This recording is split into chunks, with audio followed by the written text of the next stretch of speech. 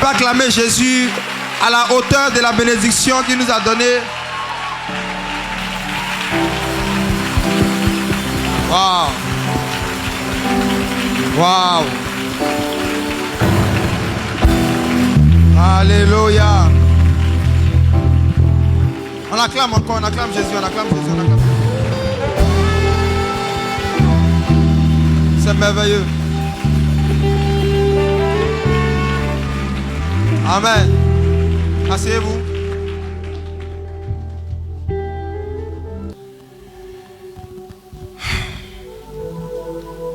Quand on priait, ça fait plusieurs semaines que on intercède, on prie pour ce programme. Moi, je n'ai pas reçu beaucoup de choses différentes.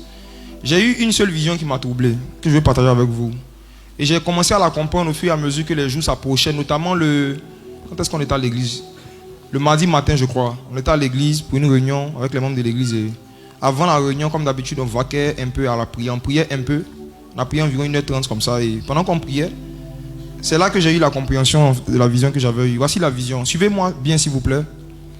J'ai vu des hommes dans des cages, enfermés, et les cages étaient gardées par des animaux féroces habillés en costume cravate.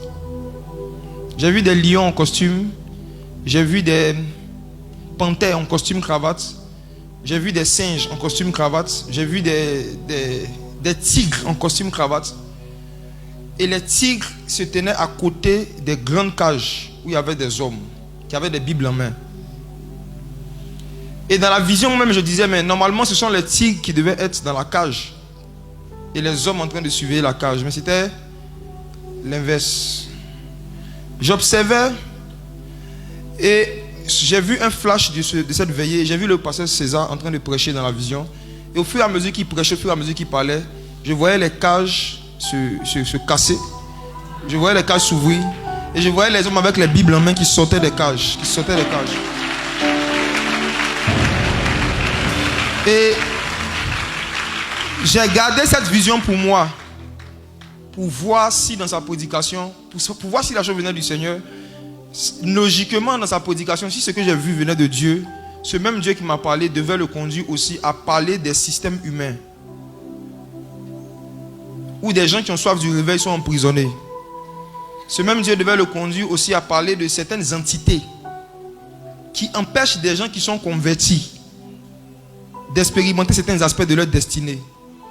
Et il a commencé par ça. Il a parlé de certaines entités qui sont à la porte, qui gardent les portes de certaines familles. Je ne lui ai pas partagé ça avec lui. J'ai partagé la vision avec qui ici? Avec qui j'ai parlé de ça? Je ne sais pas. Je crois peut-être avec Kelly. Je ne sais pas. J'ai parlé de ça à une personne seulement. J'ai dit, j'ai vu une vision bizarre. J'ai vu des animaux féroces, très bien habillés et debout sur leurs pattes. Ils avaient 4 pattes mais debout et qui surveillaient bien des cages. Et le Seigneur m'a dit, c'est certains diacres, certains anciens, certains pasteurs de beaucoup de vos églises ici en Côte d'Ivoire. Et l'Esprit du Seigneur a commencé à me montrer quelque chose qui m'a effrayé.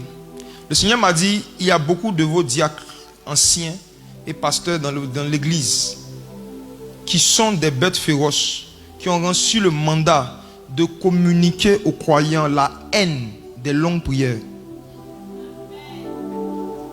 Des personnes qui sont financées par des sectes, financées par des entités, pour venir communiquer aux enfants de Dieu, je répète, la haine de quoi? Des longues prières. Je n'ai pas dit la haine de la prière simplement. J'ai dit la haine des longues prières. Et le pasteur César en a parlé dans sa prédication. Il a dit, ils sont venus affaiblir le corps de Christ en fabriquant des chrétiens qui ne prient pas beaucoup, qui ne prient pas longtemps.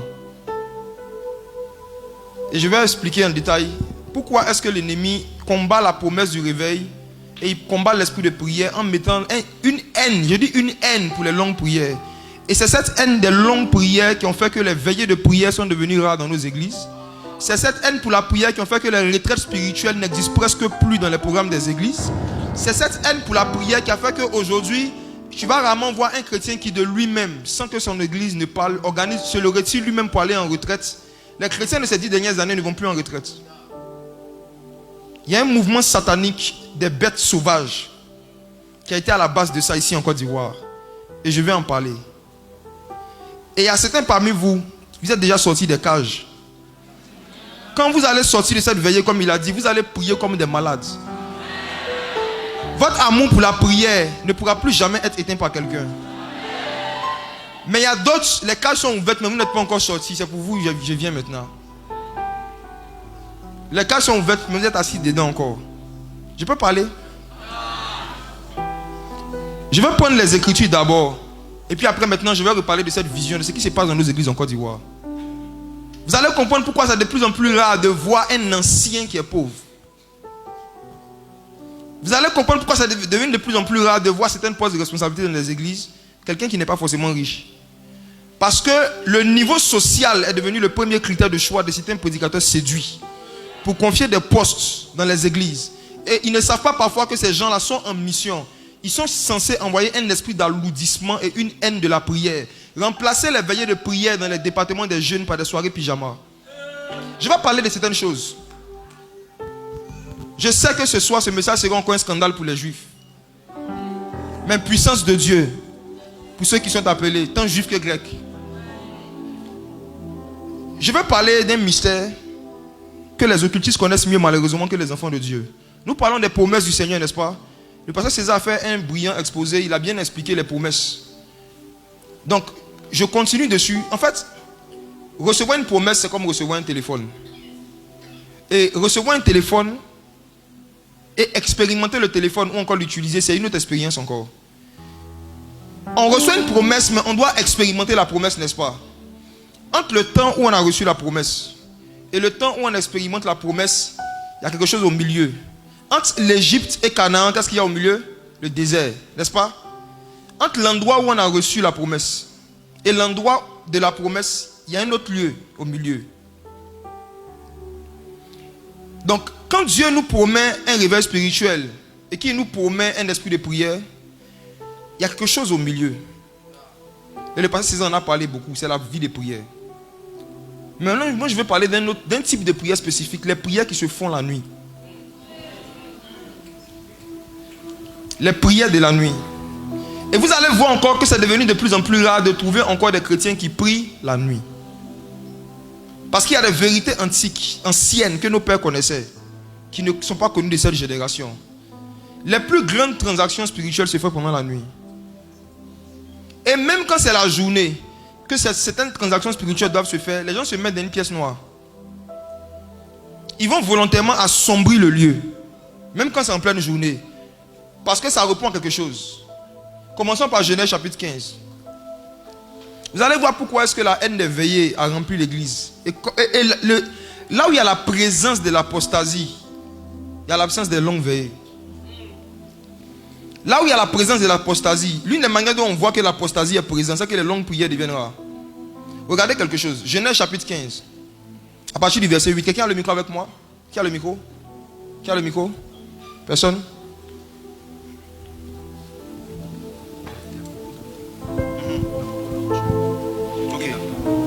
D'accord. On dit qu'il y a beaucoup de gens dehors qui disent qu'ils n'entendent pas. Excusez-moi les gens du dehors. Gens de la maison du dehors. Genèse 15, verset 8. Je vais lire, je vais parler plus fort. En fait, Dieu est en train de parler de cette fameuse promesse à Abraham. Et Abraham répondit, Seigneur éternel, à quoi connaîtrai-je que je le posséderai? L'Éternel lui dit, regardez la réponse de Dieu. Dieu dit, tu vas posséder un territoire comme on a dit. Et Abraham demande comment je vais le posséder. Et l'Éternel lui dit, prends une génisse de 3 ans. De combien? Une chèvre de quel âge? Un bélier de quel âge? Ces 3 animaux parlaient du fait que le Messie allait faire 3 ans de ministère. Ça parlait de Christ. Prends une génisse de 3 ans, une chèvre de 3 ans, un bélier de 3 ans. Maintenant 2 oiseaux, une tourterelle et une colombe. Abraham prit tous ces animaux, les coupa par le milieu, mit chaque morceau vis-à-vis de l'autre. Juste une question simple. Il dit, Seigneur, tu dis je vais posséder Canaan, à quoi reconnaîtrai-je? Et regardez toute la boucherie. Toute la boucherie qu'ils sont en train de faire les deux dieux et Abraham. Abraham prit tous ces animaux, les coupa par le milieu, mit chaque morceau l'un vis-à-vis de l'autre, mais il ne partagea point les oiseaux. Il a partagé tous les animaux sauf quoi? Sauf quoi? Retenez ces détails. Retenez ces détails. Il n'a pas touché à la colombe. Retenez le détail. Et quand on continue de lire, on nous dit, verset 11, les oiseaux de proie s'abattirent sur les cadavres. Abraham les chassa. Au coucher du soleil, un sommeil profond tomba sur Abraham. Et voici une frayeur et une grande obscurité vient l'assaillir. Et l'Éternel dit à Abraham, sache que tes descendants seront étrangers. Je vous pose une question. La grande frayeur et l'obscurité qui est venue sur Abraham, c'était la présence de Dieu ou la présence d'un démon? Pardon? La présence de Dieu est venue à Abraham sous quelle forme? Une forme ténébreuse. Suivez bien. C'est une manifestation de la présence de Dieu. Il est venu sous une forme obscure, sous une forme ténébreuse. Il est venu la nuit. Et il est venu dans une forme de nuit. Et c'est dans la nuit maintenant qu'il a répondu à Abraham. On lui a donné sa réponse à quel moment? La nuit. Il y a des promesses que Dieu va te faire en journée. Et il ne va pas te donner des détails. Il s'attend que tu fasses certaines prières la nuit pour t'expliquer ce qu'il t'a promis. Il y a des réponses de Dieu qu'on ne reçoit pas dans les prières qui se font en journée. Je vais le montrer avec les Écritures. Regardez, quand tu continues de lire, le Seigneur lui a dit, tes descendants seront étrangers dans un pays qui ne sera point à eux, ils seront asservis, on les opprimera. Bref, Dieu lui a donné des détails dans l'obscurité. Et maintenant, regardez la suite, je vais terminer avec le verset 17. Quand le soleil fut couché, il eut encore une obscurité profonde, différente de la première, plus profonde que la première. Et voici, ce fut une fournaise fumante. Des flammes passaient entre les animaux partagés. Voici, je fais rapide. Abraham demande à Dieu, mes descendants vont aller en captivité, à quel signe je vais reconnaître qu'ils vont posséder la terre? Dieu lui dit, prends différents types d'animaux. Je ne vais pas seulement te parler de ce qui va leur arriver, mais je vais te montrer. Dans les promesses de Dieu, il y a une parole, mais il y a aussi des visions, il y a des images. Dieu utilise des images pour nous aider à mieux comprendre les choses qu'il veut faire avec nous. Donc pour que Abraham comprenne mieux les choses que Dieu allait faire, il fallait utiliser des images. Les images des animaux. Et qu'est-ce que Dieu fait? Dieu prend ces animaux-là et Dieu les partage. Dieu dit à Abraham de les partager en deux. En fait, Dieu est en train de lui montrer qu'il allait diviser la mer Rouge en deux. Je vous assure, c'est juste ça. Je n'ai pas le temps, mais j'ai fait une étude biblique dessus. J'ai vu que chaque animal était une représentation de l'Égypte à l'époque. Dans les prophéties, ils appelaient l'Égypte parfois la génisse. Parfois, ils l'ont appelé le bélier, etc. Dieu montrait simplement à Abraham la manière dont Israël allait sortir d'Égypte. Les choses partagées de part et d'autre et des flammes de feu qui passaient où? Au milieu. Les flammes de feu étaient les enfants d'Israël. Parce que des années après, le Seigneur a dit, il fait de ses enfants des flammes de feu. Donc il a montré, en fait, Abraham a vu la traversée. La traversée de la mer Rouge. Comment est-ce qu'ils allaient sortir de la captivité? Mais il y a deux animaux qui n'ont pas été touchés. La touterelle. La touterelle. La touterelle, c'était la loi de Moïse. La colombe, c'était la grâce. Et vous allez voir qu'il y a des pratiques qui se faisaient sous la loi et qui se font toujours sous la grâce. On ne touche pas à ça. Parmi ces pratiques-là, il y a les veillées des prières. Cette histoire de prier la nuit, ce n'est pas une histoire de la loi ou de la grâce. C'est une histoire de la vie normale d'un homme spirituel normal. Et pourquoi est-ce que c'est la nuit? Je vais rapidement. Quand vous regardez Genèse chapitre 1, la Bible dit qu'au commencement, Dieu créa les cieux et la terre. La terre devint informe et vide. Les ténèbres étaient à la surface de l'abîme. Donc le verset 2 parle d'abord des ténèbres avant de parler de la lumière au verset 3.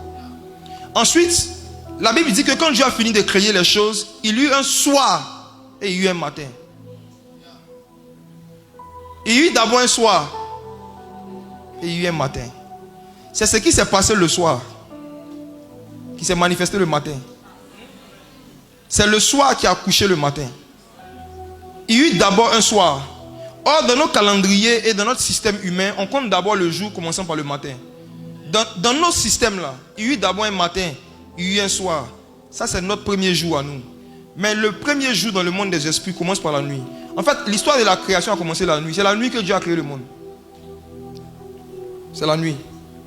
Il y eut un soir et il y eut un matin. À cause de ce principe du fait que les plus grands mouvements de l'esprit se font les soirs, se font dans la nuit, vous allez voir que, je vous donne des images lorsqu'on arrive à la croix de Jésus. Jacob dormait la nuit et l'ange de l'Éternel est venu se battre avec lui. Et c'est la nuit qu'il a été béni. C'est la nuit qu'ils ont changé son nom. Et l'ange lui avait dit, laisse-moi partir avant que la veillée ne finisse. Jacob a été visité pendant la nuit. Salomon avait besoin de sagesse. Il a fait des offrandes en journée. Mais Dieu a répondu à quel moment? C'est dans la nuit que Dieu est venu tisser une alliance avec lui. Les esprits de mari de nuit et de femmes de nuit, en général, quand tu fais la sieste, ils ne viennent pas. Vrai ou faux? Vous n'avez pas remarqué que ces esprits-là viennent rarement pendant la journée? C'est rare. Si toi, tes esprits de mari de nuit viennent la journée, c'est que ce n'est pas mari de nuit, c'est un copain. C'est un copain. Parce que les vrais mariés se retrouvent la nuit. Vrai ou faux? Quand les gens sont mariés, en journée, chacun fait ses affaires. C'est la nuit qu'il y a communion. La nuit. Vous lisez l'histoire des enfants d'Israël, vous allez voir qu'ils ont traversé la mer Rouge à quel moment? Ils ont traversé à quel moment? Dieu a dit à Moïse de lever son bâton. La Bible dit que le vent a soufflé toute la nuit. Abraham avait vu ça, la nuit. Que c'est la nuit qui a le plus grand mouvement de l'Esprit de Dieu. Quand vous regardez encore les Écritures, vous allez voir que c'est pendant la nuit que Gédéon était allé renverser les idoles de la maison de son père. Pourtant, l'ange de l'Éternel lui a apparu la journée. Mais il va vous faire comprendre quelque chose. L'ange de l'Éternel lui apparaît en journée. Pourquoi Gédéon ne va pas, après leur conversation, directement renverser Baal? Gédéon savait qu'il y a un type d'entité qu'on n'affronte pas en journée. Le monde spirituel obéit à des règles. Il y a un type de divinité, il y a un type de démons familiaux, il y a un type de démons ancestraux que des prières de jour ne peuvent pas influencer. Ne me demandez pas pourquoi, ce sont les règles. C'est comme si tu me demandes pourquoi tu es noir. C'est Dieu qui choisit les choses comme ça.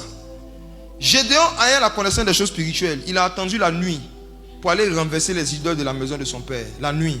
Et vous allez voir que quand vous lisez l'histoire des réveils spirituels, depuis le livre des Actes jusque dans notre génération, les plus grands mouvements de réveil sont toujours accompagnés d'un grand amour pour les veillées des prières. Montrez-moi un réveil qui s'est passé dans un pays dans lequel les croyants n'organisaient pas régulièrement les veillées des prières. La nuit est la plateforme et l'atmosphère légale que Dieu a établie pour traiter certaines affaires dans l'esprit. Voici pourquoi tu vas remarquer que dans ta communion avec le Saint-Esprit, très rares sont les fois où en pleine journée, il va te dire clairement dans ton cœur de laisser ton boulot pour aller prier si tu travailles. Très rares sont les fois où si tu es étudiant, le Saint-Esprit te dira de sortir de la classe pendant que le professeur enseigne pour aller prier. Mais si vraiment tu es familier à l'esprit, tu vas voir que souvent il va te réveiller la nuit. Il peut te dire de laisser ton lit pour aller prier. Mais parce que tu ne comprends pas les choses de l'esprit, tu dis que je vais dormir un peu et je vais prier le matin avant d'aller au travail. Tu as manqué une transaction.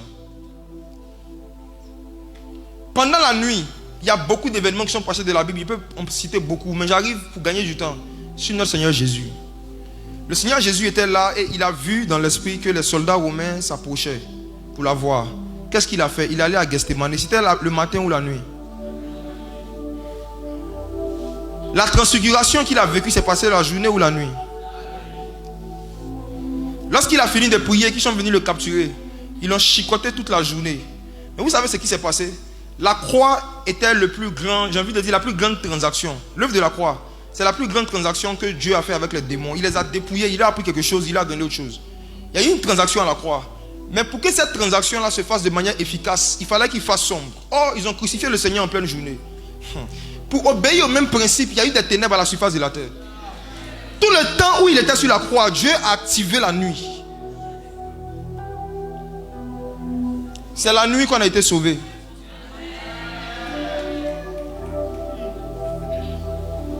Voici pourquoi. Une vérité que vous devez garder à l'esprit à la fin de ce programme, c'est quoi? Les païens que vous voulez convertir à Jésus. Quand on parle de réveil spirituel, ça concerne d'abord l'église, mais ce réveil-là se dépeint après sur les païens. Les païens qu'on veut gagner à Jésus, l'une des choses qui fait leur force, c'est qu'ils veillent plus que vous. Chaque vendredi, ils veillent en boîte de nuit. Ils veillent dans les maquis. Ils veillent devant les matchs de football. Les païens font plus de veillées que des chrétiens modernes. Et je vais vous dire la vérité, je vous assure, un esprit qui n'a pas l'habitude de veiller ne peut pas gagner à Christ. Un esprit qui a l'habitude de veiller. Je dis, un esprit qui n'a pas l'habitude de veiller, son témoignage et sa prédication ne peuvent pas avoir d'effet sur un païen que les démons ont l'habitude de faire veiller. Et vous allez voir que quand vous vivez dans le monde, beaucoup parmi vous, vous veillez beaucoup, soyons honnêtes. Moi je veillais chaque vendredi soir devant les jeux vidéo. Certains vous veillez dans les boîtes de nuit. Qui veillait dans les bars? Dansez jusqu'à 3h du matin, 2h du matin. Levons les mains. Jusqu'à 7h. Satan nous a donné l'amour des veillées dans le monde. Souvent c'était les veillées de causerie, veillées de guérets dans certains quartiers, veillées d'affairage, télévision pour certains. Mais une fois que vous rentrez dans le Saint-Esprit, C'est là que vous vous rappelez quand vous enseignez que l'homme a besoin de 8 heures de sommeil. Il y a un mouvement satanique derrière vous. Ce sont des bêtes féroces. Je vais expliquer ça. Et ces esprits qui combattent les veillées de ceux qui ont le Saint-Esprit, ils sont diacres, anciens pasteurs.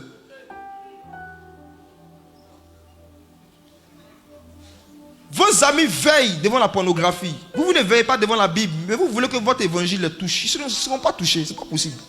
Ce n'est pas possible. Et voici, Satan sachant que Dieu fabrique les géants dans la nuit. Satan sachant que Dieu transfère des choses. Il y a des transferts qui ne se font que la nuit. Il a envoyé une génération de personnes qui sont des bêtes féroces dans l'esprit, mais déguisées en agneaux, déguisées en hommes d'affaires, déguisées en cadres.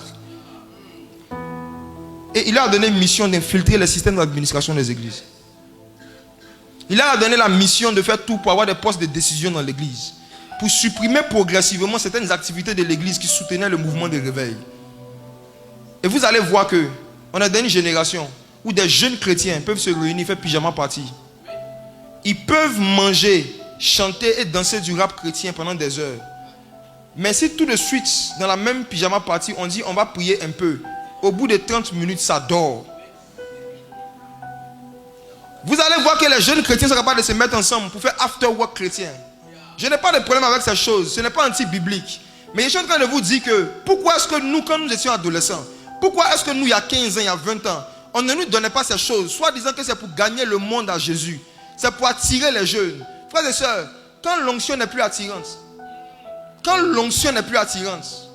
je dis quand l'onction n'est plus attirante, quand les manifestations surnaturelles du Saint-Esprit ne sont plus suffisantes pour attirer des jeunes dans l'église, on utilise des moyens charnels, des moyens mondains qu'on essaie de christianiser pour attirer des gens dans l'église.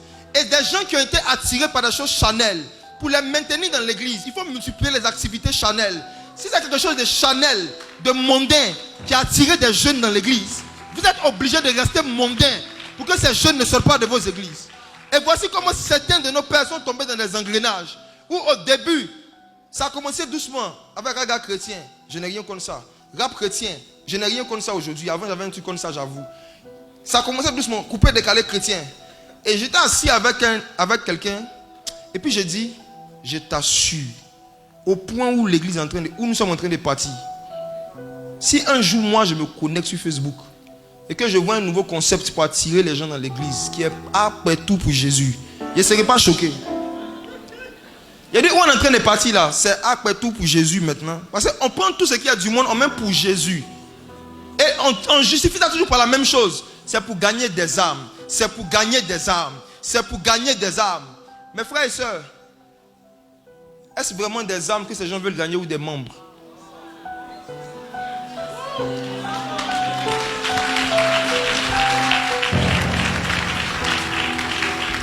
Quand il y a un mouvement de réveil, le Saint-Esprit nous apprend à redéfinir les notions bibliques. C'est quoi gagner une âme? C'est des membres que les gens cherchent ou c'est des âmes? C'est des membres que les gens cherchent ou c'est des âmes? Des membres ou des âmes? Comment est-ce que nos pères qui nous ont précédés ont gagné des âmes?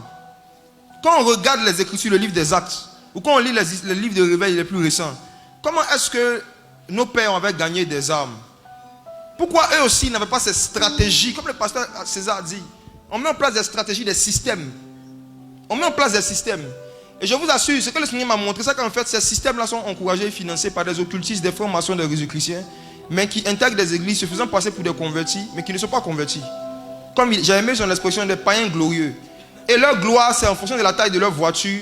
En fait, volontairement, ils utilisent les biens matériels pour impressionner le pasteur, impressionner les dirigeants, pour devenir amis avec eux. Et à un seul but, ils veulent être nommés vite. Ils veulent être nommés vite. Et en général, maintenant, dans ce système où on est, nommer quelqu'un, c'est devenu une colle alpha spirituelle. Quand on veut maintenir quelqu'un dans l'église, on lui donne un poste vite, pour ne pas qu'il s'échappe. Et je vous dis, mes frères et sœurs, s'il n'y a pas une génération de prédicateurs qui se relèvent pour dénoncer ces choses, notre génération, la génération, ceux qui se sont convertis ces 10 dernières années, ils sont foutus. Parce que le fils ne fait que ce qu'il voit faire au père. S'ils n'ont pas eu d'autres modèles d'une manière de gagner des âmes, et que pour gagner des âmes, il faut rapidement donner des postes à des nouveaux convertis. Il faut rapidement donner des postes de grande responsabilité à des nouveaux sur la base de leur portefeuille. Si on ne dit pas à notre génération que ce n'est pas comme ça que Jésus et les apôtres fonctionnaient, je vous assure, les bêtes sauvages vont continuer d'emprisonner des gens dans des cases. Et la technique qu'ils utilisent, c'est de remplacer les activités spirituelles par les activités sociales, ludiques, dans le but d'attirer des nouveaux membres. Les veillées de prière disparaissent, les retraites spirituelles disparaissent, les longs jeûnes disparaissent, les longues prières disparaissent. Ils ont créé ce qu'on appelle les groupes d'intercession, où on dit que dans l'église, ce n'est pas tout le monde qui est appelé à l'intercession, c'est un appel spécifique. Donc, il y a un groupe de chrétiens, eux, ils disent leur appel, c'est prier, et puis il y a un autre groupe, ce n'est pas leur appel. Et leur appel, c'est acclamer, dire Amen chaque dimanche. Eux, ils ne prient pas. Donc, qu'est-ce qu'on fait? On sépare les intercesseurs du corps de Christ. C'est-à-dire, dans le corps de Christ, on fait des intercesseurs et un ministère différent.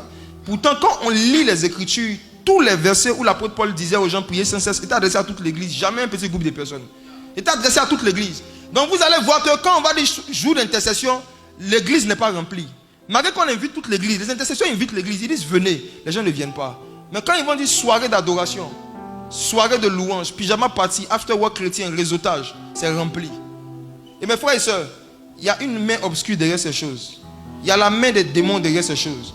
Et après avoir reçu ce que vous avez reçu aujourd'hui, l'une des choses que Satan va se battre à faire, c'est de vous empêcher de prier la nuit.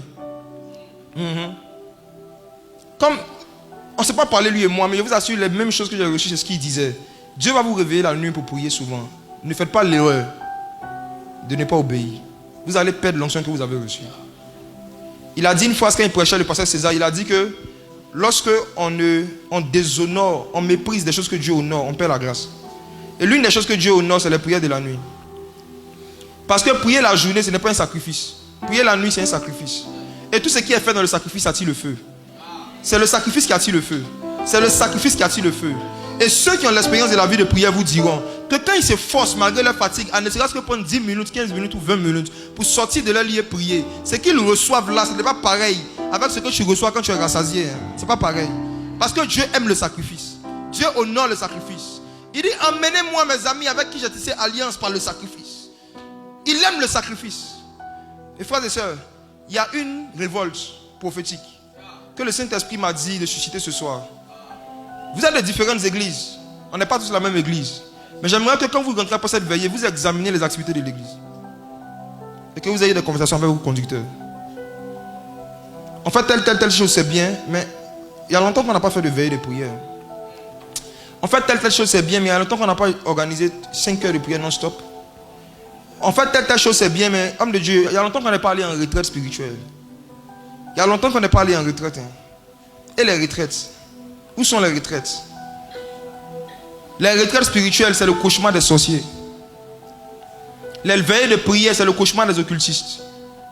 C'est le cauchemar. Quand quelqu'un a un esprit de sorcellerie, qu'il est diacre, il est ancien ou il est pasteur, quand il est convoqué à une veillée, vous allez voir, il va tout faire. La personne va tout faire. L'esprit de sorcellerie qui est en lui va tout faire pour que vous passez plus de temps à bavarder qu'à prier. En général, ils viennent avec de grosses marmites de viande et de gris pour une veillée de prière. Ils viennent avec la nourriture dans les veillées.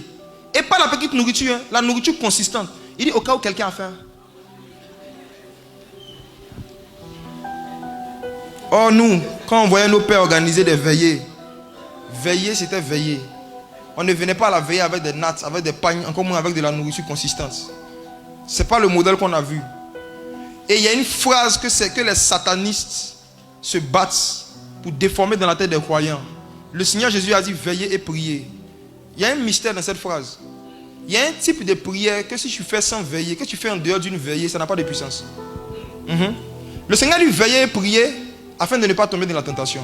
Ça veut dire qu'il y a un type de tentation dans lequel ne tombent pas que les gens qui sont habitués au veillées. Il y a des tentations dans le ministère, il y a des tentations de l'œuvre de Dieu dans lequel ne peut tomber qu'un pasteur qui ne veille plus. Et voici comment les satanistes définissent le verset. Ils disent que veiller, en fait, il ne faut pas prendre ça littéralement, c'est veiller sur son cœur. Voilà, que veiller, en fait, c'est faire attention à toi et prier. Parce qu'ils veulent dormir. Ils disent que Jésus a dit veiller, mais ce n'est pas veiller. En ce qui nous concerne, veiller, c'est veiller. Alléluia, dis à ton voisin, veiller, c'est veiller. Il n'y a pas un réma derrière, c'est veiller. Dans le contexte du verset, c'était la nuit. Dans le contexte du verset, c'était la nuit, c'était l'heure du sommeil. Et Jésus a dit à ces gars, pendant que les autres apôtres dorment, vous, venez veiller avec moi. Et ce qui est réjouissant dedans, c'est que le Seigneur Jésus-Christ a défini ce qu'il appelle une veillée. Il dit, vous n'avez pas pu veiller 1 heure avec moi. Ça veut dire qu'il y a des veillées de 8 heures, des veillées de 1 heure aussi. Veiller, ce n'est pas forcément de 22 heures à 6 heures comme on est en train de faire. Non, tu peux veiller 1 heure. Jésus dit, vous n'avez pas pu veiller 1 heure. Ça veut dire quoi? Chacun de nous, on se connaît. Tu connais la période où ton sommeil est édifiant. C'est-à-dire, chacun de nous, il y a 1 heure de la nuit où le sommeil est vraiment édifiant. Si tu décides, poussé par l'esprit, de sacrifier ça et de prier juste 1 heure, tu vas veiller. En fait, c'est le sacrifice d'avoir pris 1 heure au lieu de se reposer pour chercher Dieu. Et ce qui touche le Saint-Esprit. Et je vous assure, il y a un amour pour les veillées que Dieu veut réveiller dans nos cœurs ce soir. Les veillées personnelles d'abord, avant les veillées collectives. Les veillées d'abord personnelles. Les veillées personnelles. Je crois du plus profond de mon cœur qu'un prédicateur, un enseignant, qui n'a pas pris l'habitude au moins 1 fois par mois de veiller dans la méditation, de faire des longues méditations, des longues lectures, arrivé un moment où il sera plus édifiant, il sera amusant. Vous savez, quand Samson avait perdu l'onction, la Bible dit que les Philistins le prenaient pour amuser leurs enfants.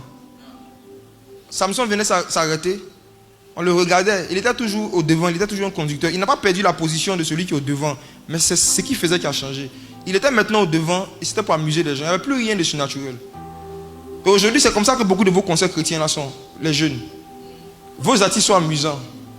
Ils peuvent vous faire danser. Ils peuvent vous faire des selfies. Mais ils ne peuvent pas vous faire prophétiser.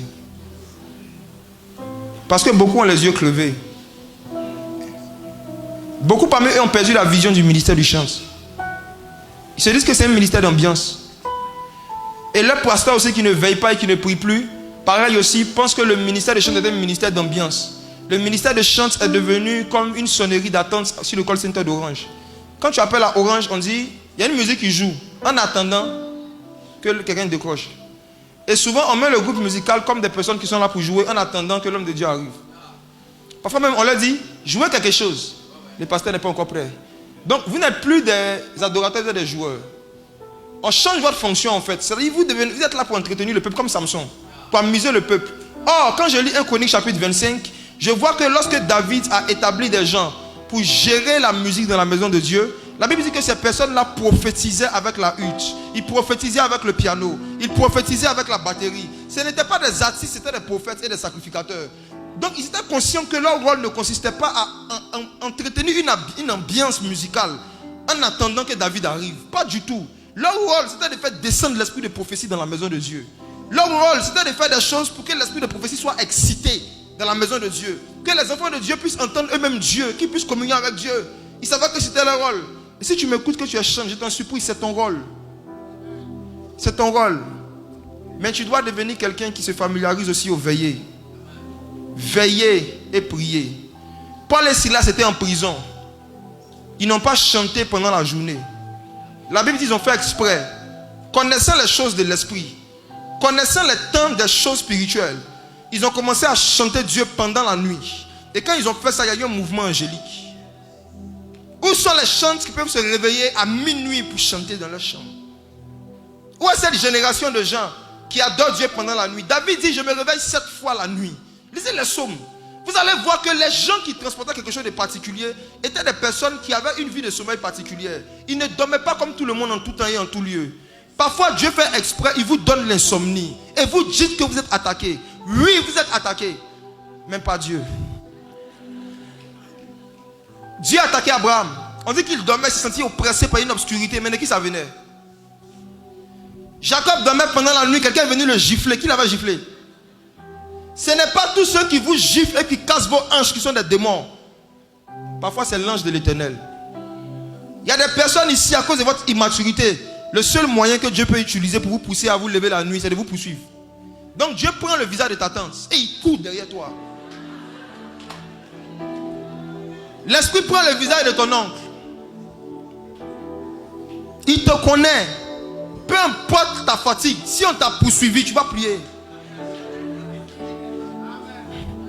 Jusqu'à quand tu vas jouer à ce jeu avec le Saint-Esprit? Jusqu'à quand? Même dans une relation amoureuse, quand tu dois toujours poursuivre quelqu'un pour qui t'appelle, poursuivre quelqu'un pour qui te parle, poursuivre quelqu'un pour qui t'offre des cadeaux, à un moment, qu'est-ce que tu fais? C'est pour ça qu'à un moment, l'Esprit de Dieu vous laisse dormir. Il vous laisse et puis il dit aux anges, allons-y. Maintenant, quand les anges s'en vont, il y a d'autres anges déchus qui viennent, qu'on appelle les maris et les femmes de nuit. Moi, ce problème des maris et des femmes de nuit dans l'église, je ne comprends pas ça. Je ne comprends pas. Je ne comprends pas des gens qui ont le Saint-Esprit, dont le corps est le temple du Saint-Esprit, mais qui font régulièrement des songes où ils se voient en train d'avoir des attouchements, ou bien on couche avec eux, ils éjaculent sur eux la nuit, ils se réveillent. Je ne comprends pas ce truc. Je me suis exercé à essayer de comprendre pourquoi ça arrive. Moi je n'ai pas connu ça. J'ai dit, mais pourquoi est-ce que ça arrive à tant de personnes, même parfois des hommes de Dieu? J'ai trouvé la réponse.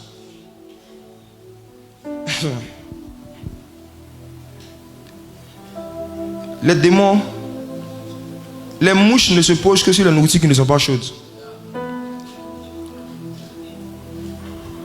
Je reprends. La plus grosse des mouches et la plus impolie n'osera jamais se poser sur un bac à bouillant. Va ou faux? Ils arrivent à venir se coucher sur toi parce que tu n'es ni chaud ni froid.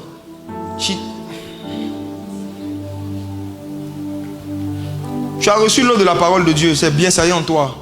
Mais lorsque tu ne chauffes pas l'eau, il y a certains types d'insectes qui peuvent venir baigner dedans.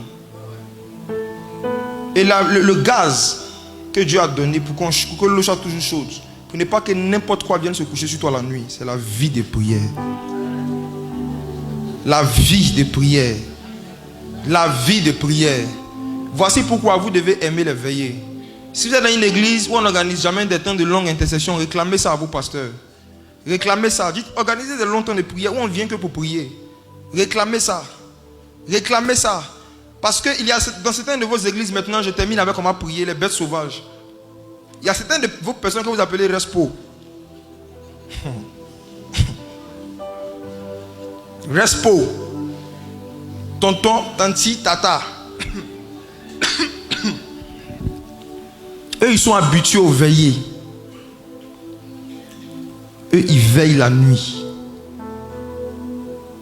Ils dansent sur les photos des gens.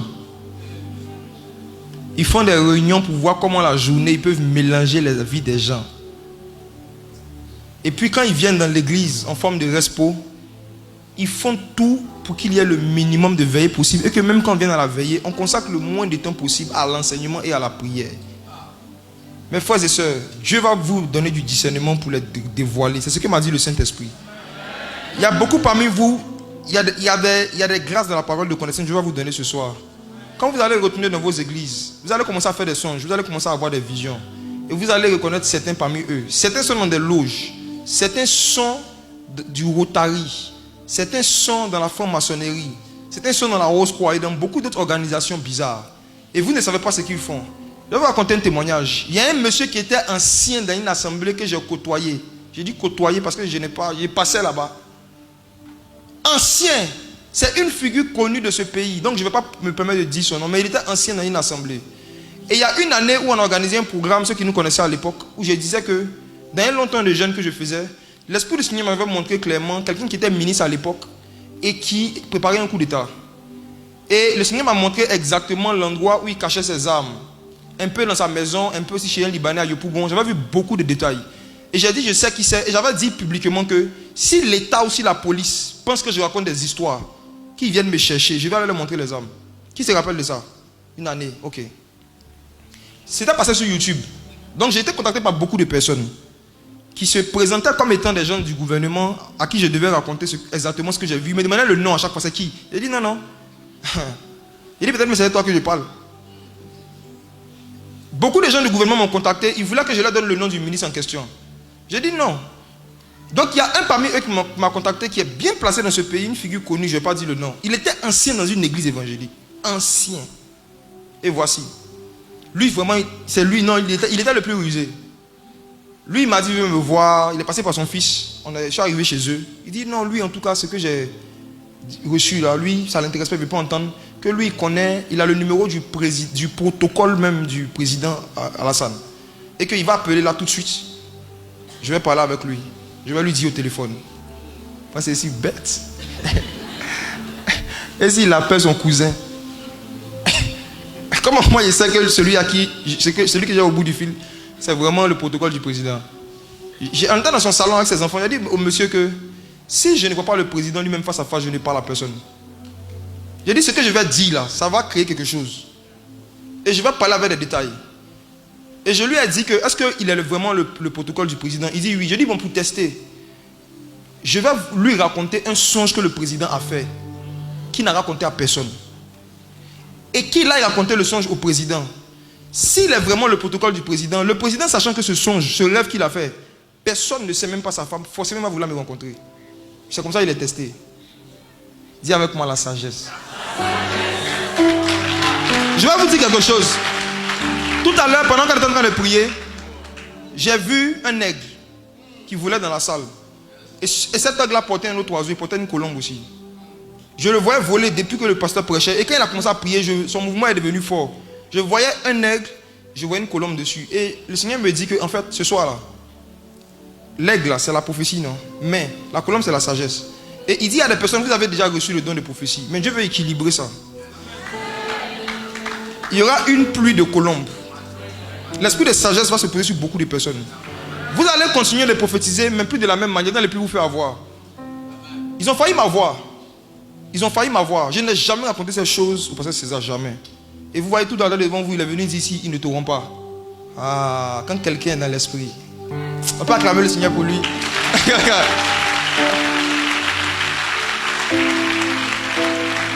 J'ai vécu ça. Donc qu'est-ce qui s'est passé? J'ai raconté, j'ai dit le président a fait tel son, j'ai donné les détails. J'ai dit allez lui raconter, faites-moi un retour. Tant que je n'ai pas la relation, je ne parle à personne. Il a dit ok, il va me faire signe, il ne m'a jamais fait signe. Maintenant il a commencé à m'inviter dans son église en question, il m'a dit d'être régulier. J'ai passé là-bas une fois en passant. J'ai commencé à être régulier. Il a commencé à m'inviter maintenant sur son lieu de travail, suivez-moi. Il a commencé à m'inviter sur son lieu de travail maintenant. Et quand j'arrive là-bas, il dit non, la nourriture 5 étoiles, tout ça. Il pense que je suis Samson. Parce qu'il a caressé ma tête, il a lui donné mes secrets. Je mangeais.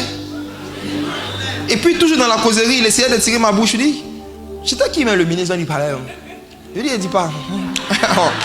Et puis je mange, je ne dis pas.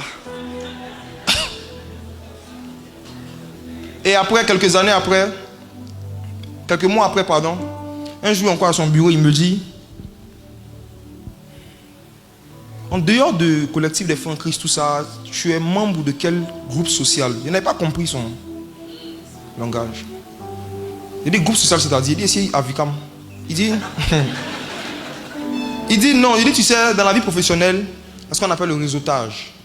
Voilà, tu peux avoir des bons diplômes, tu peux être doué, tout ça, mais tu dois faire partie d'un réseau pour aller vite. Il dit donc, rends-moi ton témoignage. Et il m'a dit, je suis de la jeune chambre de quoi? Il m'a donné le nom. C'est pas jeune chambre de commerce, c'est quelque chose d'autre. C'est un mouvement bizarre comme le Rotary là. En tout cas, il a donné une chambre, il a donné une pièce. Il a donné une pièce quelque part. Il a donné une pièce. Et il a commencé à m'en parler. Il me dit qu'il est membre de ça depuis qu'il est jeune. En temps où je vous parlais, il avait plus de 60 ans. Il est ancien dans l'église. Et il me proposait de rentrer dedans.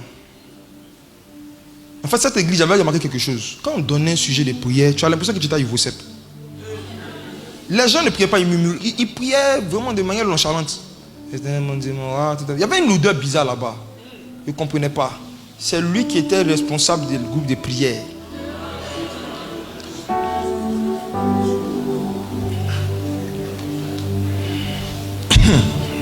Je n'arrivais pas à croire, je ne voulais pas croire ce que j'étais en train de découvrir. Je n'arrivais pas à croire. Je n'arrivais pas à croire. J'ai laissé. Et puis un jour, je suis en mission au Cameroun. J'entends dire que lui et sa femme, ils ont fait une vidéo sur moi pour dire que Dieu lui a révélé que je suis un grand sorcier, je suis un mystique. Que je suis venu mettre des caméras dans sa maison pour le surveiller. C'était passé sur internet. J'ai dit, ah, je comprends. Le ministre en question l'a fait sortir après sa mort. Ne me demandez pas qui c'est, vous le connaissez. Il y a beaucoup de ministres qui sont morts, mais vous savez qui? Vous savez. Mes proches savaient, je leur avais dit ça. Ils savaient qui c'était. Il a vu ce qu'il a fait. C'est Dieu qui l'a enlevé. Il préparait un vrai coup d'état. Gardez des âmes chez lui. Une autre fois, c'était un ministre. Je ne vais pas dire son nom aussi. qui est venue à un bureau. Je travaillais dans une entreprise. Elle est venue comme cliente. Et elle m'a invité. Elle dit elle m'invite à une conférence à l'hôtel Ibis le jour de mon anniversaire. Elle n'avait pas été claire sur ce que c'était. Mais elle aussi dont je vous parle là, c'est eux qui marchaient avec le président Gbagbo qui faisait l'éternel des armées. Elle est membre, elle est diaconesse, il ne sait pas comment dire. Elle est responsable dans une église évangélique connue de la Côte d'Ivoire. Une ministre. Elle m'a lancé l'invitation. Je ne sais plus ce qui s'est passé, mais en tout cas, oui, je n'ai pas eu la conviction d'aller parce que je lui posais des questions sur l'objet de la conférence. Ce n'était pas clair, donc c'était bizarre. Elle dit non, c'est un truc de réseautage, c'est le même mot là. Non, le réseautage, j'ai dit, je ne suis pas parti. Et après, je suis allé regarder sur internet, j'ai vu que c'était une réunion en fait d'une chambre de la franc-maçonnerie. Vous savez, ce ne sont pas toutes les chambres de la franc-maçonnerie qu'on appelle la franc-maçonnerie. Parce que c'est un mot qui est connu aujourd'hui et ça fait peur. Donc maintenant, il y a des noms vraiment cool. Voilà, chic. Il y a des pièces, ils ont créé des pièces, des chambres. Voilà. Je parle de ça à vous les jeunes. Vous les jeunes qui aimez à faire de réseautage là. Je n'ai rien contre le réseautage. Je n'ai rien contre le fait de vouloir appartenir à des réseaux. Mais il y a réseau et il y a réseau. Hein. Et de plus en plus, je vois que le Saint-Esprit est en train de donner de la sagesse à des chrétiens qui sont des cadres. Pour créer des réseaux aussi des chrétiens. Oui. D'hommes d'affaires, qui sont dans le milieu professionnel, pour qu'ils se connaissent en eux, qui s'entraident. Je vous assure. Parce que ce qui est en train de se passer dans nos églises là, beaucoup ne voient pas parce qu'ils ne prient pas la nuit. Les gens qui sont familiers à la présence nocturne de Dieu savent ce que j'ai dit. On a infiltré. Je dis qu'on a infiltré. Certains sont pasteurs. Ils passent leur temps à montrer leur voiture de luxe sur Facebook. Ne me demandez pas c'est qui. Vous êtes sur Facebook. Ce n'est pas dans ma bouche que vous allez manger le piment. Parce que moi-même je ne mange pas le piment. De plus en plus, on voit une génération d'hommes de Dieu, soi-disant, qui veulent attirer les gens dans l'église avec leur succès matériel. Ils disent, les païens doivent voir que Jésus bénit aussi. Qu'est-ce qu'on a approuvé aux païens? Vous pensez que les païens ne savent pas que Jésus bénit? Quand Jésus est né, on lui a offert de l'or. Vous pensez qu'ils ne lisent pas la Bible? Ce sont des francs-maçons. Ce sont des occultistes déguisés. Et les faux prophètes, c'est la chicotte entre la main de Dieu pour les faux chrétiens qui n'aiment pas prier, qui n'aiment pas lire la Bible. Dieu les utilise aussi. Dieu utilise l'esprit de Python comme une ceinture pour frapper aussi les croyants qui ne cherchent pas à connaître Dieu mais qui veulent connaître leur avenir. Je rembobine.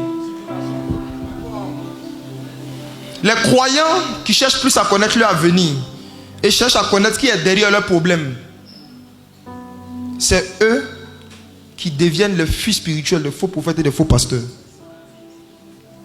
Au lieu de chercher à connaître qui est Jésus, Jésus a dit dans Jean 17, oh la vie éternelle, c'est qu'ils connaissent leur avenir, c'est ça?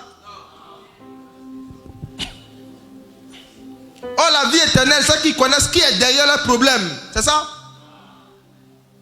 Oh la vie éternelle, c'est qu'ils te connaissent toi, le seul vrai Dieu. Quand tu ne vas pas vers des hommes de Dieu pour chercher à mieux connaître Dieu, quand tu ne vas pas à l'église dans le but de chercher à mieux connaître Dieu, quand tu ne lis pas la Bible dans le but de mieux chercher à connaître Dieu, tu vas tomber sur les faux prophètes. Parce que toi-même tu es un faux chrétien. Le faux attire le faux. Je dis que le faux s'attire.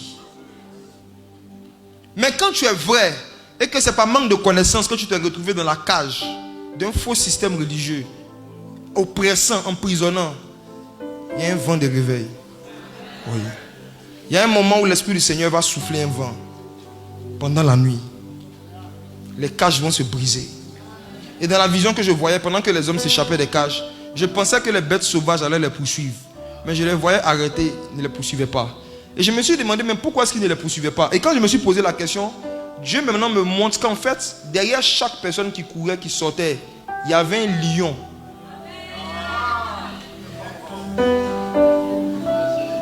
Regardez comment les enfants d'Israël sont sortis d'Égypte. Quand ils sortaient, derrière eux, il y avait Dieu. C'est parce que Pharaon n'a pas vu Dieu derrière eux qu'il les poursuivait. S'il l'avait vu, il n'allait jamais les poursuivre. Donc comme ils ont appris auprès de Pharaon, quand ils voient quelqu'un qui est en train de sortir d'Égypte, ils ne le poursuivent pas. Il ne faut pas finir dans la mer Rouge. Ils le laissent partir. Et il y a certains parmi vous, Dieu vous a montré que le fétichisme est clairement pratiqué dans les endroits où vous êtes. Je peux dire 2 ou 3 trucs. Ah, il peut parler des actions prophétiques un peu.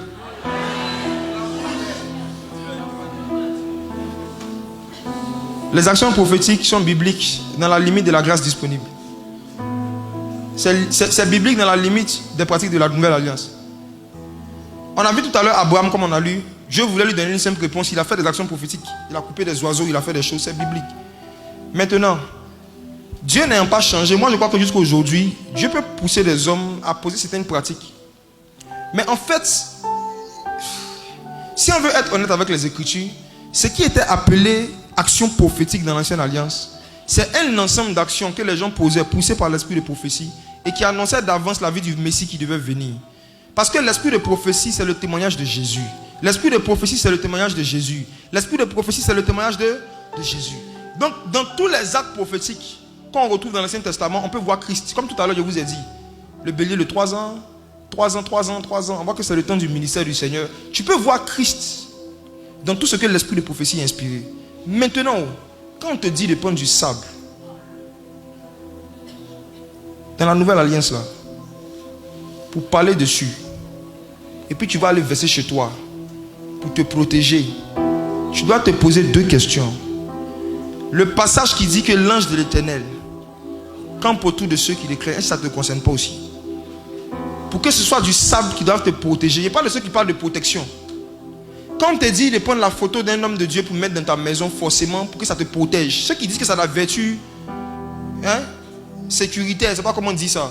Je peux comprendre que quelqu'un, juste par honneur, je ne sais pas, chacun a sa manière de nourrir. Il y a des gens, et leur manière de nourrir, c'est de prendre photo de leur papa, coller partout dans la maison. Il faut respecter la manière de nourrir des gens. Si c'est juste pour nourrir, ok. Mais parfois, on fait croire aux gens que ça a des vertus thérapeutiques. Des vertus de protection. Mon frère, la Bible dit que celui qui demeure sous l'abri du Très-Haut repose à l'homme du Tout-Puissant. Si l'homme du Tout-Puissant n'est pas suffisant pour nous protéger, qu'il faut qu'on prenne encore des objets, retournons dans le monde. On ne s'en rend pas compte, mais il y a des pratiques qu'on tolère en fait, qui vont contre qui amenuisent la puissance du sang de Jésus en fait. Ça ridiculise l'œuvre de la croix. Et mes frères et sœurs, aujourd'hui quand un féticheur veut avoir des clients chrétiens, il dit qu'il est prophète. Parce que s'il dit qu'il est marabout, personne ne va venir. Mais s'il met prophète major, il sait que si tu le vois en costume cravate, disant Jésus, Jésus, Jésus, tu seras rassuré, tu vas venir. Mais quand tu vas venir, si tu as une vie de prière nocturne, si tu as une vie de méditation personnelle, dans ces prédications, tu vas discerner que c'est un faux prophète. C'est ta connaissance de la Bible et ton intimité avec Dieu qui va te donner le discernement. 3 manières de reconnaître les bêtes féroces, les faux prophètes, qui gardent jalousement certaines âmes captives. 1. Ils disent que pour tous les champs importants de ta vie, tu dois passer par eux. Il faut qu'eux ils voient et qu'ils parlent sur ta vie. Tu dois te marier, c'est lui qui doit voir. Tu dois voyager, papa doit te bénir. Tu as payé ta maison, papa doit venir d'abord toucher, sinon je ne peux pas rentrer. Tout ce que tu fais, il faut que papa, il y a un excès de papanisation, c'est-à-dire papa, il va vouloir devenir ton petit Saint-Esprit. Il va devenir le médiateur entre toi et Dieu. Certains même vont loin, ils vous disent sur internet que Dieu parle par ses prophètes. Il dit si tu veux réussir, confie-toi en ses prophètes. Ils vont vous prendre des versets de l'ancienne alliance qui étaient adressés à des gens qui n'avaient pas le Saint-Esprit. On disait à des gens qui n'avaient pas le Saint-Esprit, si tu veux réussir, écoute ceux qui ont le Saint-Esprit. Et on nous pose ça dans la nouvelle alliance pour dire que nous tous qui avons le Saint-Esprit, au moment où on est devenu un peuple de sacrificateurs, je suis sacrificateur et je suis sacrificateur. Tu as l'esprit de prophétie, j'ai l'esprit de prophétie. Pour les moindres détails de ma vie privée, là encore c'est toi qui dois dire ton mot. Ça va loin. Il y a une église où le pasteur dit, en France, je ne raconte pas des histoires, en France, parce que j'en ai connu une de leurs victimes, c'est le pasteur qui dicte les positions sexuelles. Il a fait un enseignement pour dire qu'il y a des positions qui ne sont pas bibliques. Voilà, et les positions chrétiennes là, il a donné la liste. En France.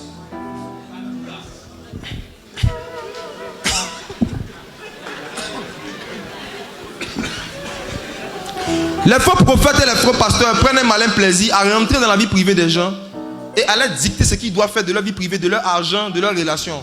Quand vous avez affaire à ça, vous n'avez pas affaire à une brebis, mais à un loup, une bête féroce déguisée en agneau. Échappez-vous. Parfois, certains parmi vous, Dieu m'a parlé de quelqu'un ici, quand la fin du mois approche, je t'envoie une exhortation sur WhatsApp. Ton père spirituel là, son inspiration pour t'édifier commence vers le 25 du mois. Il y a quelqu'un ici qui est sous l'emprise d'une femme prophétesse. Chaque mois, tu n'es pas dans son église, mais à cause de quelque chose qu'elle a fait pour toi un jour, chaque mois tu dois lui envoyer une dîme ou bien tu dois lui envoyer quelque chose. Et souvent même financièrement ça te presse, mais je te dis que c'est la volonté de Dieu. Je te parle de la part du Seigneur. La personne ne va pas vouloir se désigner parce qu'on est nombreux, il y a des caméras. C'est de l'arnaque. C'est pour la liberté que Christ nous a affranchis. Et dans la liberté, là, il y a la liberté financière dedans aussi. Hein. Si c'est que c'est de toi que je parle, c'est de l'arnaque, il faut arrêter cela. Il faut arrêter cela.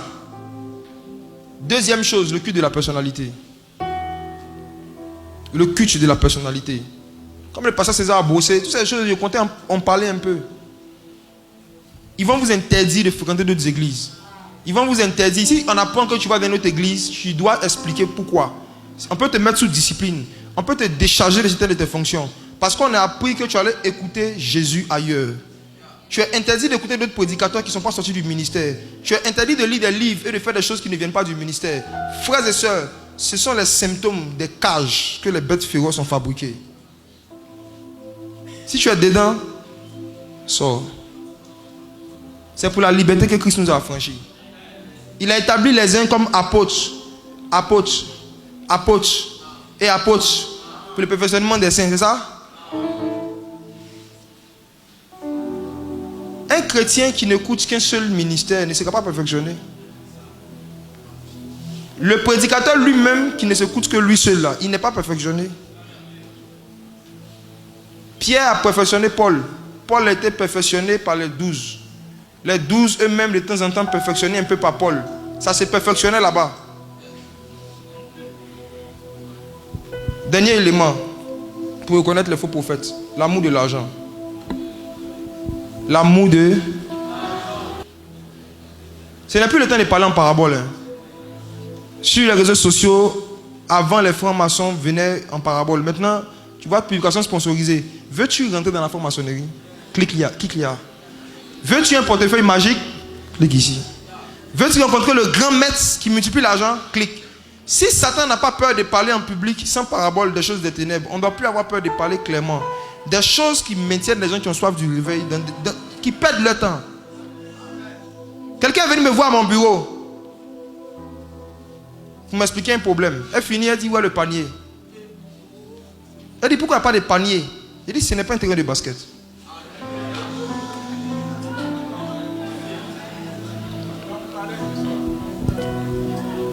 Elle dit, on m'a dit dans l'église où je suis, la dame en question travaille dans une grande mine ici en Côte d'Ivoire. Elle est bien placée, elle est dans une église que vous connaissez.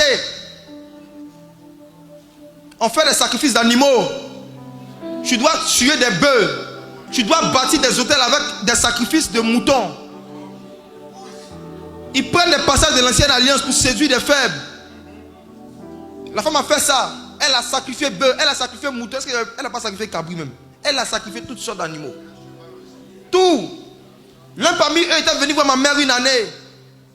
Il dit, est-ce que tu veux que, dès que tu as un problème d'argent, quand tu demandes à quelqu'un, il n'arrive pas à te refuser? Il a dit à ma mère, viens, on va enterrer un bœuf.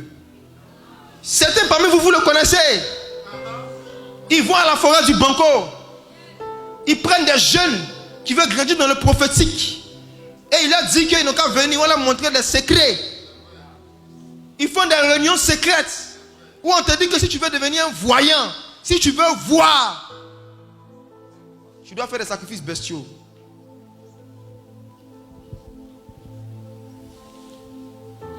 Certains parmi vous, vous avez fait ça. Vous avez tué des poulets. J'étais dans une église à Bobo. La fête de Pâques, le pasteur est en train de dire qu'il faut se cotiser pour acheter des moutons pour immoler l'agneau. Et des poulets. Et on immole ça dans l'église. Sur la base de Exode 12. Ils immolent même. Je me suis levé gentiment. Je suis rentré chez moi. Si ce soir tu es dans ce genre de pratique, ou tu as fait ce genre de choses, on va prier que Dieu te délivre. Tout sacrifice de sang, même d'un animal que tu fais, l'esprit que tu contactes par derrière, le fait que le sang c'est un numéro de téléphone. Le numéro de téléphone de Dieu, c'est le sang de Jésus.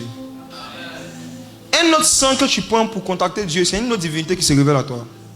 Même si tu commences à avoir des visions, entendre des choses. Je connais des jeunes qui sont rentrés dans ce genre de mouvement. Il y en a beaucoup à Abidjan, je vous dis. Et on leur a dit aussi que tu dois connaître le nom de ton ange. Je peux parler un peu? Le nom de ton ange.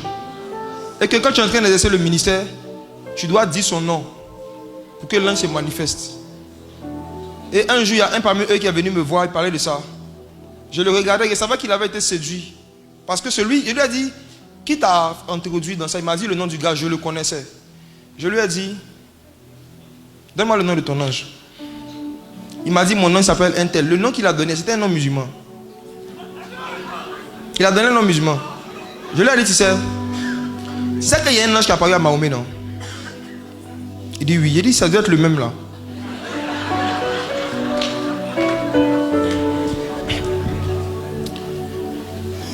Je lui ai dit que tu vas voir que les vrais anges de Dieu ne donnaient jamais leur nom en général.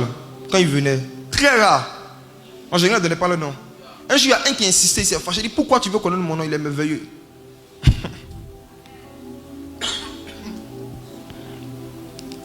Les rares anges qui ont donné leur nom à des hommes, les hommes ne l'ont pas demandé en fait. C'est eux-mêmes qui sont présentés. Donc si tu fais des prières pour dire ange, ange, quel est ton nom? Tu vas te... Vous connaissez l'histoire de la boule de cristal, non? Boule de cristal, dis-moi qui est la plus belle. Ça va te parler. Je lui ai dit que les voix que tu entends, ce n'est pas les anges de Dieu. La preuve, c'est que l'évangile dans lequel vous baignez n'est pas christocentrique. Ce soir, il y a des gens qui chantent. Tu as soif du réveil. La soif du réveil, homme de Dieu, ça vient toujours avec la soif du prophétique. Mais un prophétique qui n'est pas dans les cadres des enseignements apostoliques, ça vit toujours au fétichisme. Et le fétichisme est aujourd'hui toléré et pratiqué dans les assemblées au nom des actes prophétiques. S'il n'y a pas de voix qui s'élèvent pour nous aider à faire la part des choses, je vous dis, les gens vont rester dans des cages. Un jour, les bêtes férocement les dévorer. Parce que quand on garde quelqu'un dans une cage, c'est pour le manger. On te nourrit que tu atteignes une certaine forme. On t'engraisse que tu atteignes une certaine forme. Comme certains parents africains qui ont mis les enfants à l'école, qui payaient leurs études. On pensait que c'était juste parce qu'ils les aimaient. Or, c'est dans le but que quand ils vont réussir, ils vont les prendre en charge à vie.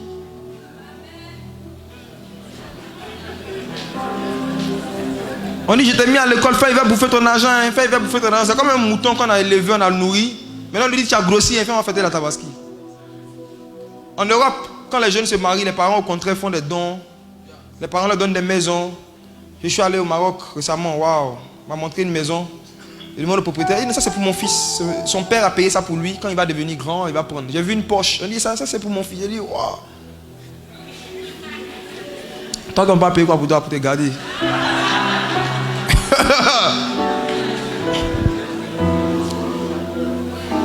Quand l'esprit de réveil aussi vient, on comprend ce que Paul a dit quand il disait que ce n'est pas aux enfants d'amasser pour les parents. C'est aux parents d'amasser pour les enfants. Les parents se soucient de plus en plus du bien-être de leurs enfants en question. Et les enfants en question, n'étant pas ingrats, forcément ils auront des actes de reconnaissance qu'ils vont poser. Mais quand c'est un faux prophète, tu dois le prendre en charge à vie sous peine de malédiction. Tu n'as pas envoyé son argent à la fin du mois. Il va t'envoyer des versets de Deutéronome, la liste des malédictions qui vient sur ceux qui ne sont pas fidèles dans les dîmes et dans les offrandes. Mes frères et sœurs, l'Esprit du Seigneur veut révéler et dévoiler des infiltrés. Et il veut libérer son peuple, ceux qui le cherchent d'un cœur pur. J'ai eu peur d'un mouvement que nous vivons. Et justement, c'est quand je suis allé voir le pasteur César. Comme il a dit, on devait parler pendant 30 minutes. On a parlé pendant plus de 4h30. Et c'est là que ma peur est partie. J'ai vu une masse de personnes quittant certaines églises et qui venaient devenir membres de notre église. Je les refoulais. Je pensais que c'était juste par euphorie, immaturité. Ils ont vu 2 ou 3 vidéos sur Facebook. Donc ils courent, ils vont chez le nouveau gars à la mode. Mais il m'a fait comprendre que c'est plus profond que ça. Et avec la vision que j'ai eue, j'ai compris que c'est plus profond que ça. En fait, il y a des brebis qui sont captives vraiment. Il y a vraiment des chrétiens sincères, mais à cause de leur ignorance de l'évangile, qui sont vraiment manipulés financièrement, émotionnellement, par des faux pasteurs. Et quand ils entendent la vérité, ou quand ils voient la vérité, dans leur esprit, ils savent que c'est la vérité. Et c'est pour ça qu'ils viennent. Est-ce qu'on peut prier?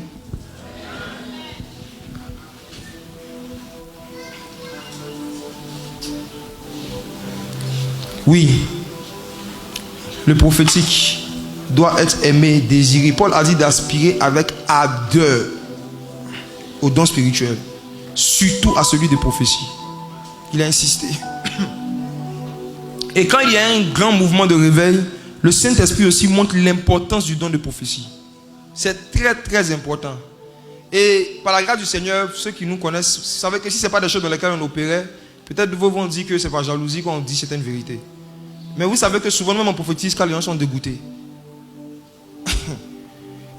On aime le prophétique, mais à quel prix? Au prix de la vie de jeûne, de longues prières et des veillées. Pas au prix des sacrifices d'animaux. Pas au prix des alliances, des réseautages bizarres. Non, pas au prix des bagues bizarres, des chaînes bizarres, non. Le même Jésus qui parlait à Élie est dans la salle. Le même Jésus qui s'est réveillé à Élysée, il est là. Il dit que si un homme le cherche de tout son cœur, il se laissera trouver par lui. Le chercher est largement suffisant pour être profond dans les choses spirituelles. Ce soir, il y a une expérience profonde avec l'esprit de prophétie. Je vous assure, ça sera terrible. Yeah. Les grands mouvements de réveil sont accompagnés du don de prophétie, mais aussi du don du parler en langue et l'interprétation. J'ai dit le parler en langue et son interprétation. Je crois fortement que le Saint-Esprit n'a pas changé et qu'il continue de donner l'interprétation des langues. Et quand l'interprétation vient, ça se manifeste en forme de prophétie. Et ce soir, on va vivre quelque chose tout à l'heure. Il y aura différentes vagues de l'Esprit dans la salle. La première vague, les captifs. Jésus a dit l'Esprit du Seigneur sur moi, quand il m'a oint pour libérer les captifs. Vous qui vous sentez captif dans une église, dans une religion, vous n'êtes plus édifié. Vous sentez que vous êtes escroqué, vous êtes arnaqué, vous êtes dominé, on vous marche dessus, on vous dicte votre vie. On vous dit qui doivent être vos amis, les églises où vous devez partir, avec qui vous devez parler. Ce n'est plus l'église, c'est une prison. Et beaucoup parmi vous, vous pleurez, vous ne savez pas à qui vous confier. Vous avez découvert des choses graves parfois. Vous êtes dans les assemblées, vous avez découvert que l'homme de Dieu a des fétiches. Mais on vous a enseigné une fausse loyauté, qui consiste même à voir Satan en featuring avec quelqu'un, c'était au nom de la loyauté. Et aujourd'hui, Dieu veut enlever la peur. On vous manipule avec la peur, on vous effraie, on vous dit qu'il y aura des malédictions qui vont venir sur vous. Je vous dis la vérité, personne ne peut maudire celui que Jésus a béni. Personne. C'est ce que Balaam a dit à Balak. Si Dieu a béni quelqu'un, personne ne peut le maudire. On va prier pour cette première catégorie de personnes. Ensuite, il y aura un mouvement de délivrance. Il y a des personnes, vous êtes venus ici poursuivis par des bêtes féroces, enchaînés par des esprits. Jésus veut vous rendre libre. Et il vous rendra libre ce soir. Vous n'allez pas repartir à la maison avec vos chaînes, jamais. Si vous vous disposez seulement, le Seigneur va vous délivrer complètement, gratuitement. Il a dit c'est gratuitement que vous avez été vendu, c'est gratuitement que vous serez libérés. Mais avant de commencer à attaquer les démons, attaquons d'abord dans la prière la peur des faux prophètes. Si tu es concerné par le sujet dont je parle, tiens-toi debout avec moi. Si tu sens que tu es sous l'emprise de quelqu'un, ou bien tu sens que tu es dans une prison religieuse, voyez ce qu'on va faire. Il y a certains ici qui auront peur de s'élever parce que leurs espoirs sont là. Donc on va faire la sagesse, que tout le monde s'élève. Je sais ce que je vois. Il y a un monsieur qui est dans la salle. Tu es en train de m'écouter. On t'a proposé récemment dans ton lieu de service d'intégrer un club d'amis. Mais quand on t'explique les activités dans ton cœur, tu sais très bien que c'est une secte. Tu le sais. Mais au lieu de refuser catégoriquement, tu as dit que tu vas réfléchir. C'est dans cette réflexion que Satan va t'avoir. Que ton oui soit oui, que ton non soit non. Ce qu'on y ajoute, le malin sera derrière. Quand tu vas sortir de cette veillée, dis-leur non. Daniel n'était dans aucun réseau. Il a été élevé au rang de ministre. Son réseau, c'était la vie de prière et l'esprit de prophétie. Jésus, le Père et le Saint-Esprit, avec les anges, c'est déjà un puissant réseau, je vous assure. Le Père, le Fils et le Saint-Esprit avec les anges, c'est un réseau. Tu peux rentrer dans ce réseau par une vie de prière, par une vie de jeûne, par une vie de veille. Si tu rentres dans ce réseau, tu n'auras pas besoin d'aller te compromettre, d'aller faire la courbette devant des païens. C'est Dieu qui élève. C'est Dieu qui élève. Il dit que lorsqu'il approuve les voies d'un homme, il dispose favorablement à son égard, même ses ennemis. C'est de ce Dieu-là dont nous parlons. J'aimerais qu'on prie ensemble pour ceux et celles qui se sentent captifs, qui sont oppressés par des faux prophètes, qui abusent d'eux financièrement, sexuellement, émotionnellement, qui abusent d'eux, et qui sont dans la peur. Ils ont peur de la malédiction. Ils ont peur d'être maudits. Que Dieu les libère ce soir. Que Dieu enlève la peur dans leur cœur. Et que Dieu les conduise dans des bergeries où il y a des gens qui le craignent. Prions pour ce premier sujet, je vous en prie. Un de tes parents peut être dans ce cas.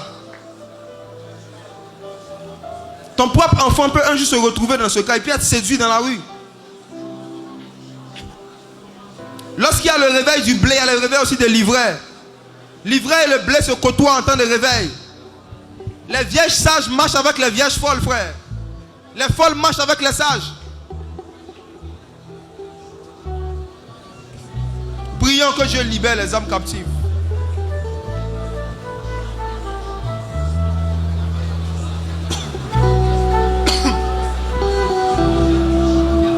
Le prophète Zacharie t'a vu, esprit de prière.